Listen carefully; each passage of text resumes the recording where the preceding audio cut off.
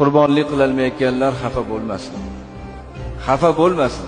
Nimaga? Chunki payg'ambarimiz sollallohu alayhi vasallam oxirgi yillarida qurbonlik so'yib bir qo'chqorni olib keldilar-da, Alloh taologa: "Ey Robbim, mana bu jonlik va ummatimdan qodir bo'lmaganlar nomidan" deb so'ydilar. Qurbonlik so'yilmagan ummatning nomidan. Qarang, Rasululloh alayhisalom ummatni doim o'ylaganlar. Qurbonlik so'yilmagan ummatning nomidan Rasululloh so'yib qo'ydilar. Hayotida so'yilmadi. Rasululloh alayhisalom uni nomidan so'yib qo'ydilar. Alloh qodir qilsin so'yaylik. Ana bu fazilatlarga erishaylik. Alloh nasib qilsin. Qurbonlik qilolmayotganlar xafa bo'lmasin. Xafa bo'lmasin.